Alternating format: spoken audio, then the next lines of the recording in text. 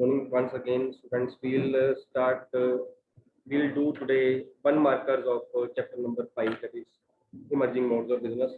Blanks करेंगे इसमें, true false करेंगे आज हम. One markers यहाँ पे हम cover कर लेंगे आपके. अगर आपको लगे कोई लिखने वाला है तो लिख लेना, कई सिंपल होंगे तो चलेगा, आपको नहीं लिखोगे तब भी चलेंगे, लेकिन आपने इन्वॉल्व होना है काम. एक mode of business is the manner of dash business. Mode of business is the manner of dash business. Yes. Anybody? Anyone from online also? Anybody can answer. Mode of business is the manner of dash business. एक तो सारे shoot कर रहे हैं, वहां पे दिल कर रहा है कि ई बिजनेस बोले. प्रॉब्लम ये है कि ई बिजनेस आंसर वहां बन नहीं रहा है ना. दिल में, दिमाग में, मुंह में ई ही आंसर आ रहा है, पर है नहीं ना. ई है, लग नहीं रहा ना ई. चलो, fourth time I am repeating. Mode of business is the manner of dash business. पहले ई वाला जो आपका है ना माइंड, को निकाल दो, फिर सोचो. जब तक आपके माइंड में ई रहेगा ना, वो आंसर नहीं आएगा. Fifth time, mode of business is the manner of dash business. तो मैं हेल्प कर देता हूँ. ये वर्ब है.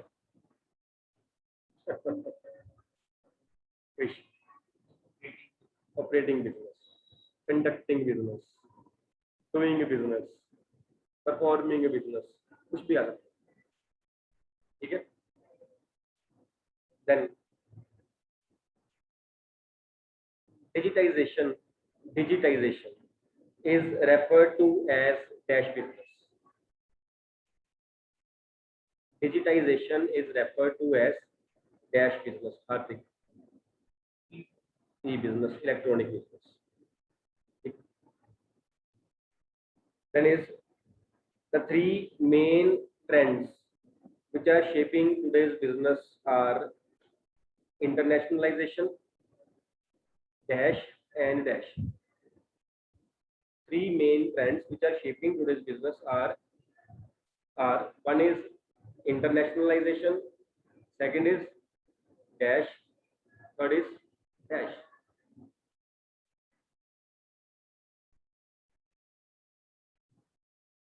Anyone? Anyone from online also? Anyone can answer?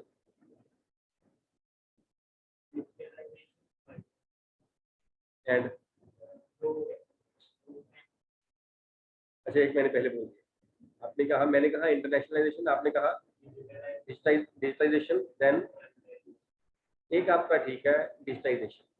एक और आंसर अब तक आ जाना चाहिए. क्यों? ये तो आप ध्यान से नहीं सुन रहे. तीसरे वाला नहीं, उधर आप चले गए. उधर जाना नहीं था एक्चुअली. उसने भी यही मिस्टेक की, वो उधर चला गया. वो भी लिबरलाइजेशन, प्राइवेटाइजेशन और ग्लोबलाइजेशन चला गया. बाहर नहीं कहना था आपने. इट इज इंटरनेशनलाइजेशन, डिजिटलाइजेशन या डिजिटाइजेशन, एंड थर्ड. अब अगर मैंने यहाँ हिंट दिया ना तो आंसर ही आना होगा. देखो, ये ऐसा हिंट है. एक और हिंट है मेरे पास, पर प्रॉब्लम ये है वहां भी सीधा आंसर आ रहा. मैं हिंट नहीं दे सकता, मैं क्वेश्चन ही रिपीट कर सकता हूँ. Three major trends shaping today's business are internationalization, dash and dash. एक डैश आपकी आ गई, जसनूर ने बता दिया. That is which one? हाँ, जसकरण ने बता दिया. And digitalization. एक और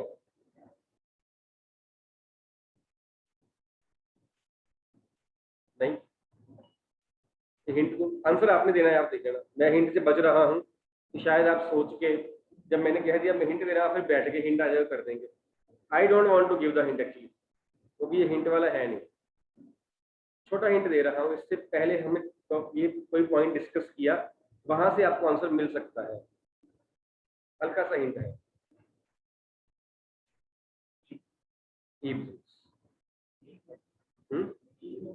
हाँ यही है। नो ई तो आपने कह दिया, सच ई तो आपने कह दिया। यहाँ से हिंट मिल रहा है आपको। जब हम पिछला क्वेश्चन किया ना, कौन सा था वो, digitization is refer to as electronic business, उसमें कहा हार्दिक ने, वहां से आपको हिंट मिल सकता है। अब आंसर आ जाना चाहिए। अब तो मैं क्वेश्चन भी नहीं बोलूँ, अगर मैंने क्वेश्चन बोला तो आंसर आ जाएगा। अब तो यहाँ तक बात पहुंच चुकी है, शायद आप लोग सोच नहीं पा रहे। 3 ways of doing business, shaping today's business. Outsourcing, internationalisation एक वो हो गया, एक उसने ई बिजनेस खोल दिया, उसने बोला, इसलिए मैंने पहले क्वेश्चन वो पूछा है डिजिटलाइजेशन का। मैं पूछ सकता था e business refer to as dash, तो आप बोलते डिजिटलाइजेशन, इसलिए मैंने पहले पूछा डिजिटलाइजेशन क्या है, आपने कहा ई बिजनेस, इसलिए मैंने कहा अगर मैंने कहा आंसर आएगा तो वो आ गया। 3R, एक मैंने तो हम दो डिस्कस कर रहे थे डिस्कस चैप्टर में, ये वाले में आउटसोर्सिंग या ई बिजनेस, इसलिए मैंने थर्ड वन खुद बोल दिया, इट इज इंटरनेशनलाइजेशन। एक आपने बोल दिया, मैंने कहा भी है कि वो हिंट है, वो ई बिजनेस था, आउटसोर्सिंग आंसर था इसका। Internationalization, outsourcing and e business, ये इसके 3 थी। Then business process outsourcing and dash are 2 modes of business through digitization. Business process outsourcing and dash are 2 modes of business through digitization. Dipinder. नहीं नहीं नहीं, KPO आपको लिखने की पड़ेगी, उससे तो ध्यान चला के KPO. Business process outsourcing and dash are 2 modes of business through digitization. Yadavi, knowledge process, नहीं केपीओ नहीं है, केपीओ नहीं है, केपीओ नहीं। Shivang, e business, e-business, BPO is outsourcing only, KPO is what, that is outsourcing also, है ना। BPO and e-business are the 2 modes of business which are going through digitization. e-business और outsourcing की हम बात कर रहे थे, outsourcing ने बता दी है, उसने थोड़ा कंफ्यूज करने को आपको BPO कह दिया उसको, बिजनेस प्रोसेस आउटसोर्सिंग, और आपका ध्यान चलाएगा KPO में, नॉलेज प्रोसेस आउटसोर्सिंग। नेक्स्ट है e-business is the conduct of industry, trade and commerce using dash networks. Using dash networks. Wish.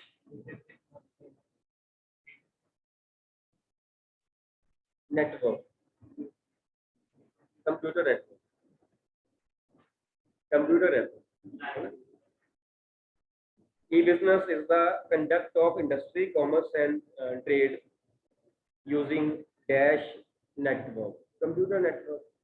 सारा कुछ e-business में computer network से है। Next, dash commerce involves e-commerce transactions between business firms. Dash commerce involves e-commerce transaction between business firms. B2B, बिल्कुल ठीक है। B2B commerce involves e-commerce transaction between business firms. में बात करते हैं इंटर बिजनेस, दो डिफरेंट बिजनेसेस में ट्रांजैक्शन जो हो रही है वो, है ना।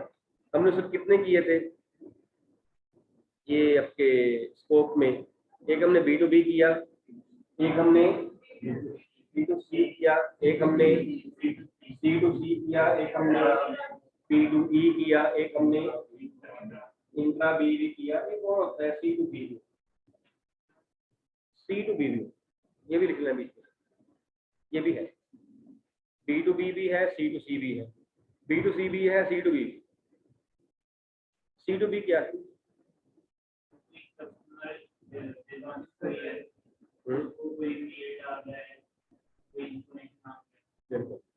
बिल्कुल ठीक है। जब कस्टमर जो है, इनिशिएटिव जो है वो इस पार्टी से, स्टार्टिंग ये पार्टी का। C to B, customer to business. उसमें हम ये नहीं कहेंगे कि इसमें एक कस्टमर इन्वॉल्व है और एक बिजनेस, वो यहाँ भी है, वो तो यहाँ भी। एक्चुअली जो ट्रांजैक्शन हो रही है, जो एक्टिविटी हो रही है हम कहें बिजनेस की, वो कस्टमर से स्टार्ट हो। जैसे जसकरण ने कहा कि वो कस्टमर को मेल डाल रहा, किस चीज़ की मेल, कोई इन्फॉर्मेशन चाहिए होगी, कोई चीज़ ली है वो खराब निकली है, उसकी बता रहा है कि खराब निकली, इसको रिप्लेस कर दो भाई। जो भी वो चीज़ चाहिए, कोई सर्च कर रहा है, उसके थ्रू कोई वो आपका डाटा मंगवा रहा है, रेट मंगवा रहा है, कोटेशन मंगवा रहा है, कुछ भी मंगवा रहा है, that is C to B. Customer जो है वो ट्रांजेक्शन कर रहा है, वो एक्टिविटी कर रहा है विद बिजनेस। जो बी टू सी है ये बिजनेस कर रहा है कस्टमर के साथ, ठीक है। So we can say कि जो सी टू बी बिजनेस है, it provides an opportunity to the customer to transact with the business. Next is dash commerce is used for interactions and dealings among various departments within a firm. मैं repeat करूँ, ये वाला question नहीं, मैं repeat करूँगा और answer भी मैं किसी अलग से बच्चे से लूंगा जिसने आज कोई आंसर, आज नहीं दिया ही ना हो आंसर, उससे लूंगा। कौन है ऐसा जिसने आज तक कोई आंसर नहीं दिया? नंदिका ने हैंड रेज किया, नंदिका ने आंसर नहीं दिया। क्लास में कोई है ऐसे जिसने कोई आंसर ना दिया हो कभी? चुप के ना बैठे, चुप नहीं पाओगे।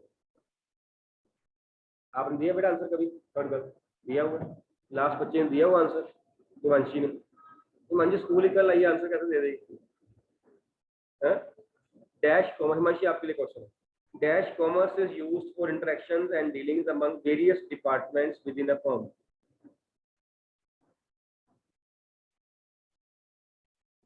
चलो इसमें से आंसर ऑप्शन आपके सामने लिखी हुई है, between various departments of the same firm.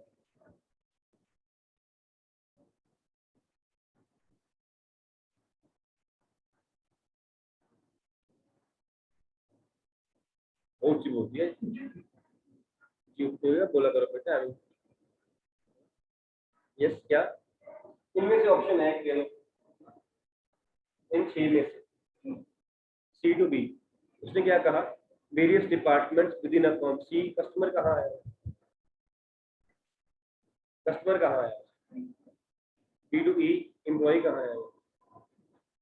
चल ये भी खत्म हो गया, ये भी खत्म हो गया। सी टू बी तो हो गया था पहले, ये अब ये कर देते हैं खत्म। बी टू बी हमेशा ना लॉक की जो बच्चे बेचारा हाथ खड़े कर थक गए हैं, मैसेज कर रहे हैं, आप देखो उधर से। हमेशा लॉक की ना, लॉक खोलना हो ना, तो गुच्छा हो चाबियों का बंद हो, लास्ट चाबी लगती है हमेशा। ये भी गया। B to B mean between two different firm, ये कह रहा है विद इन द फर्म। ये तो है सी टू सी, बिल्कुल ठीक है, यही आंसर है सी टू सी। ऐसे ही पहले सी टू बी, मैंने कहा कस्टमर कहा कि सी टू सी, वो कह रहा है with in the firm is intra business activities.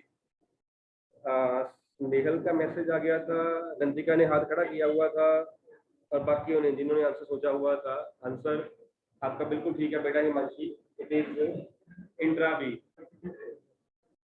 फिर क्या होगा? 6 आंसर आया है, वो आया तो है, चाबी तो लग गई ना, चाबी लगी तो गई, ताला खुल तो गया है। फिर क्या हो गया? पहली चाबी लगी, 6वीं चाबी लगी तो है, ताला तो खुल गया।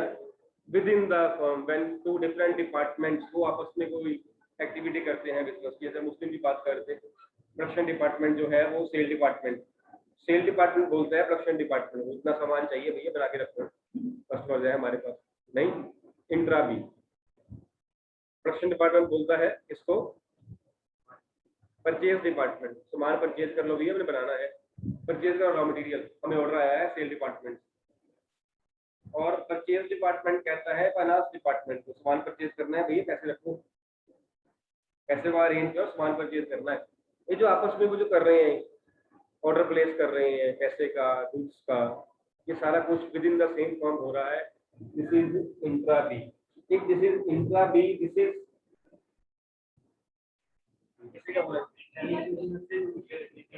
Inter B.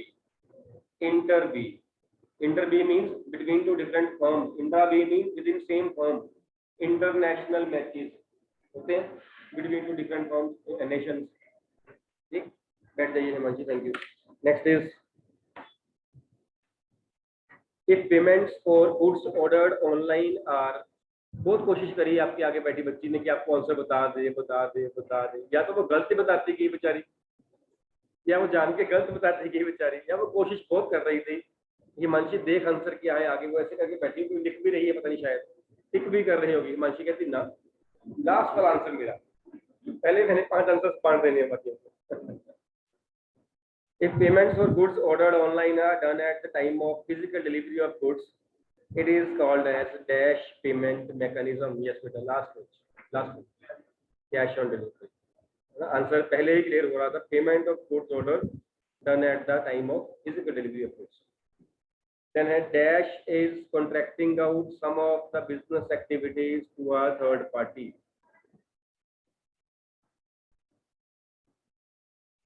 Dash is contracting out some of the business activities to a third party।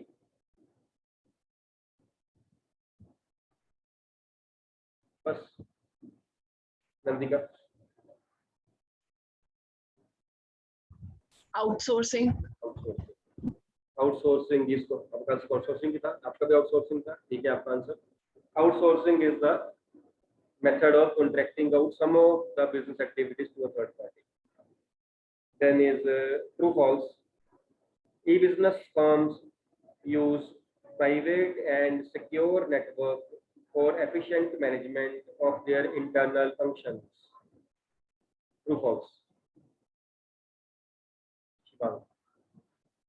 True, true, because they use private and secure network so that with efficiency they can manage the business। Then is commerce is a broader term than business and risk। Commerce is a broader term than business। False। Why false?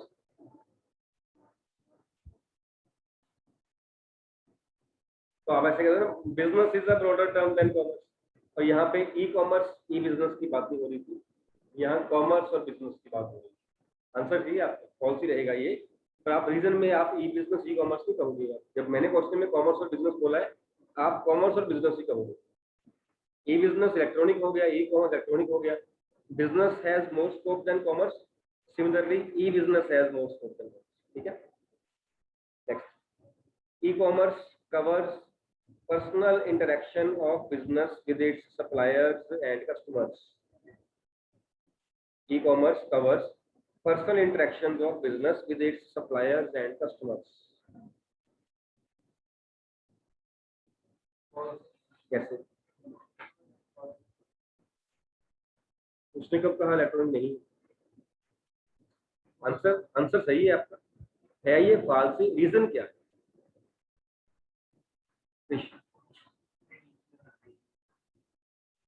क्या है? नहीं।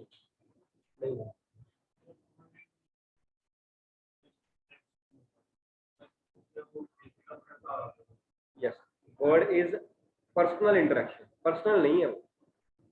हमने बात करी थी ना, personal touch थोड़ी है कस्टमर के साथ, बिल्कुल नहीं आपका आंसर। पर्सनल टच थोड़ी कस्टमर के साथ। हम बात करते हैं ट्रेडिशनल बिजनेस और ई बिजनेस में, वहां पर्सनल टच है, ट्रेडिशनल इसमें नहीं है। कह रहा है e commerce covers personal interaction. आप क्या कह रहे थे? आपने पहले क्या कहा था? आपने कुछ कहा था ट्रेडिशनल वर्ड, ऐसे कुछ कहा था? किसने कहा था? आपने कहा था। आपने किस हिसाब से कहा? आपको भी ठीक है, आपने उस साइड से बोल दी है ना। ई बिजनेस जो है, ये ई कॉमर्स जो है, ये पर्सनल इंटरेक्शन नहीं करता है ना, विदाउट पर्सनल इंटरेक्शन है। अगर इसको जैसे कृष्ण ने कहा दूसरी साइड से, तो ट्रेडिशनल बिजनेस करता है personal interaction. Then is B2C commerce helps business to conduct online surveys to determine customer satisfaction level। Repeat कर रहा हूँ, B2C commerce helps business to conduct online surveys to determine the customer satisfaction level. Address किया था आपने? True, कैसे true? हम B2C की बात कर रहे हैं, तो वो ऑनलाइन सर्वे कौन करवा रहा है? बिजनेस करवा रहा है, to know the customer satisfaction level. Initiative किसका है? पहले कौन कर रहा है? B, business, it is B2C। किससे कर रहा है? कस्टमर से, B2C। Then C2C commerce provides a market for dealing in goods which don't have an established market। कैसे टू?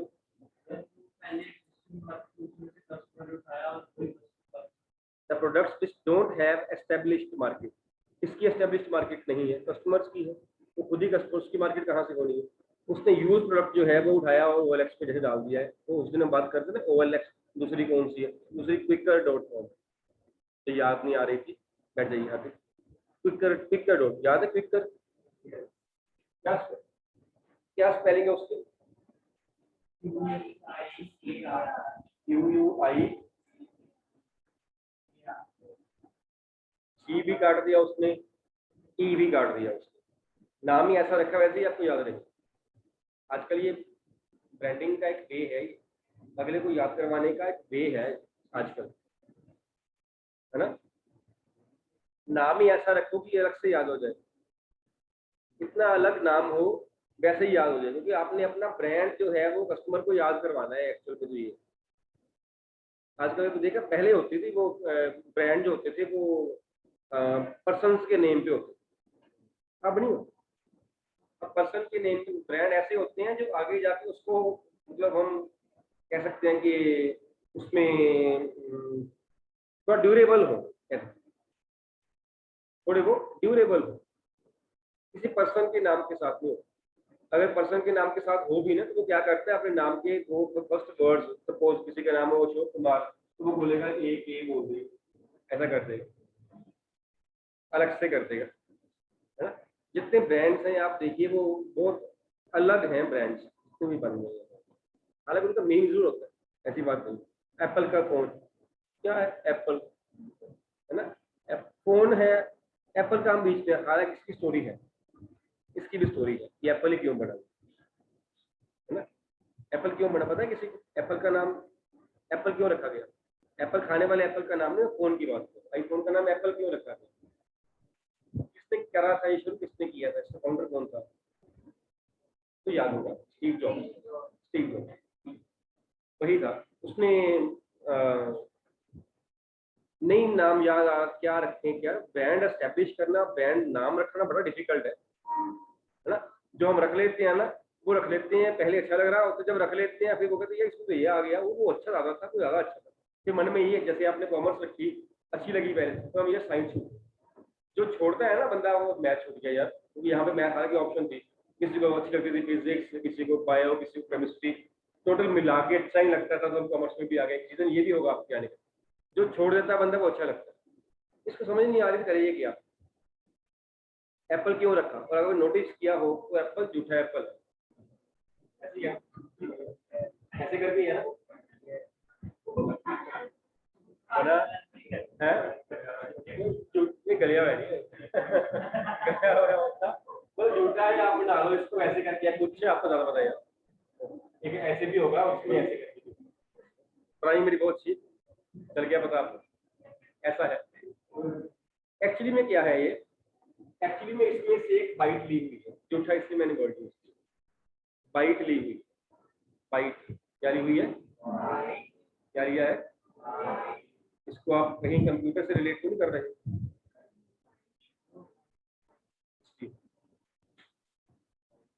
बाइट, जो कि बाद में लोग किलो बाइट, मेगा बाइट और गीगा बाइट और पता नहीं कहाँ कहाँ पहुंच गए, टेरा बाइट, वो आ गई, उसमें से लिया।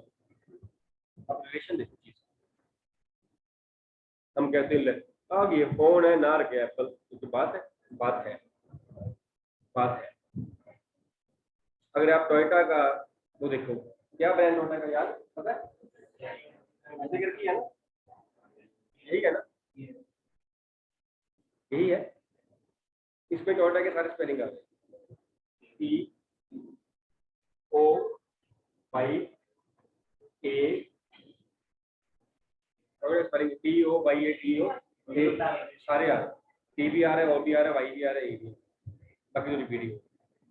ब्रांड बनाना इतना इजी नहीं है, जो मर्जी रखा ब्रांड हमने, मेरा नाम जीवन ज्योति, चल चीजें रखो, उसका नाम एक ही रखो, ऐसा नहीं। चल पड़े तो चल भी पड़े, है ना। लेकिन आजकल जो सीन है ना, जो आजकल ट्रेंड है, ऑड से नाम रखने का है जल्दी। एक्चुअली में आपने ब्रांड याद करवाना है कस्टमर, जितना वो अलग होगा उतनी जल्दी वो याद होगा। इसने एप्पल रखा, एक और कंपनी उसने ऑरेंज रख दी, क्या पता उसकी भी स्टोरी कोई हो सकता है, उसकी भी हो, या फिर ऐसा ना हो कि इसने एप्पल रखा था, एक फ्रूट मैं पकड़ लेती हूँ ऑरेंज, एक ने पकड़ ली है चेरी, ब्लैकबेरी है ना, ब्लैकबेरी ये भी है कौन, ये वाले कौन है, एक आध ऐसा फ्रूट और भी होगा, हो सकता है, समझ ना बताओ। ऐसे भी कल को अमरूद बिकते हुए हो और साथ में आईफोन पड़ा हुआ हो सकता है, ये भी हो, है ना। तो जो चलो हम टॉपिक से अलग निकल के वैसे, लेकिन ये आपका बिजनेस का जाके टॉपिक है, पूरा ब्रांडिंग का पूरा टॉपिक है आपका नेक्स्ट ईयर +2 का, बड़ा इंटरेस्टिंग टॉपिक, चैप्टर बड़ा इंटरेस्टिंग है, मार्केटिंग चैप्टर बहुत ही इंटरेस्टिंग चैप्टर है, उसमें आएगा ब्रांडिंग, उसमें बताते हैं ब्रांडिंग जो है ना वो कैसी होनी चाहिए, और इजीली जो है वो कस्टमर को याद हो जाए बस, और आपके प्रोडक्ट के साथ वो मैच भी करती है, ठीक है। बाकी हम कल करेंगे बातें।